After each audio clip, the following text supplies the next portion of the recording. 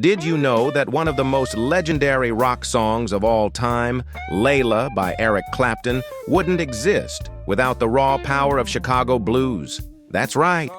The electrifying, soul-shaking music of Muddy Waters, Howlin Wolf, and Buddy Guy was the secret ingredient that transformed Clapton from a great guitarist into an icon. Stick around, because you're about to discover a story of passion, obsession, and musical revolution. Welcome to the ultimate deep dive into the roots of rock and roll. Today, we're uncovering a hidden gem in music history, the connection between the gritty, electrifying Chicago blues scene and Eric Clapton's most defining work. If you think you know the story of Layla, think again. Because behind every legendary riff, there's a legacy of unsung heroes who shaped the sound of a generation. Despite its monumental influence, Chicago blues remains one of the most underappreciated musical movements in history. Sure, we celebrate rock legends, but how many people really know the architects of the sound? The names Muddy Waters, Howlin Wolf, Willie Dixon, and Buddy Guy might ring a bell.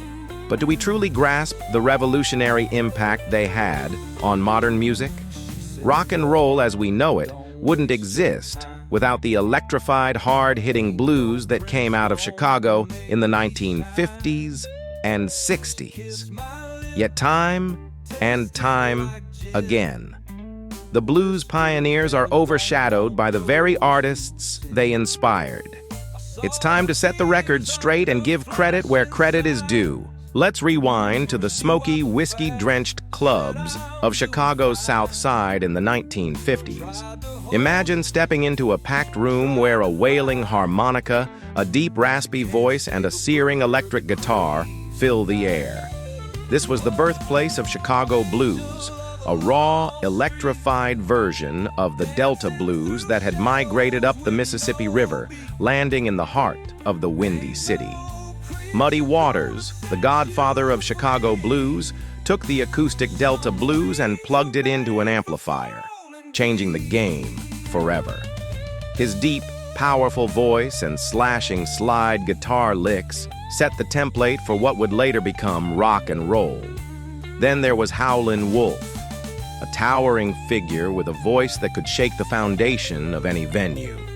Willie Dixon, the mastermind songwriter behind dozens of blues classics, provided the backbone for what rock legends would later borrow.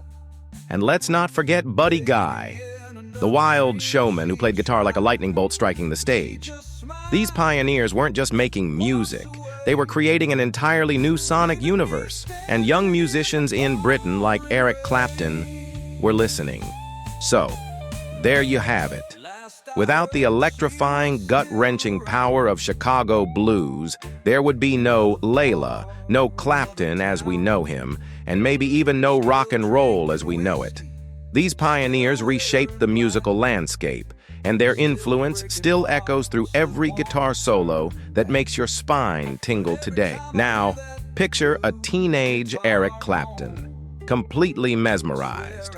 He had never heard anything like the ferocity of Chicago blues before.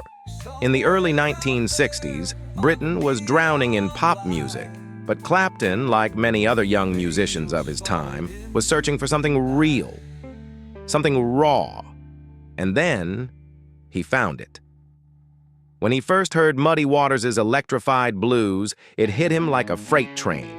He dove headfirst into the records, studying every note, every inflection, every bend of the strings. When he discovered Robert Johnson's haunting blues and realized that the Chicago scene was its direct evolution, it was a revelation. Fast forward to Clapton's time with Derek and the Dominoes. He was obsessed with one thing, capturing the intensity, the pain, the storytelling power of the blues. And that obsession led to the birth of Layla. Inspired by his unrequited love for Pattie Boyd and fueled by the aching soul of Chicago blues, Clapton poured every ounce of his being into the song. The wailing guitar riffs, straight from the Muddy Waters and Buddy Guy playbook. The emotional depth, a direct descendant of Howlin Wolf's gut-wrenching performances. It wasn't just a song, it was a love letter to the blues. If this story blew your mind, don't stop here. Dive deeper into the history of music with our other videos, and if you have a favorite Chicago blues artist, drop their name in the comments below. Let's keep the legacy alive, because without the blues, there's no rock and roll. Now, if you're as passionate about music as we are, you need to check out Ambient Awakening Life on YouTube. https://www.youtube.com/ambientawakeninglife-69. This channel is a gold mine for music lovers, diving into the evolution of sound and how modern music is deeply rooted in the blues. But here's the best part.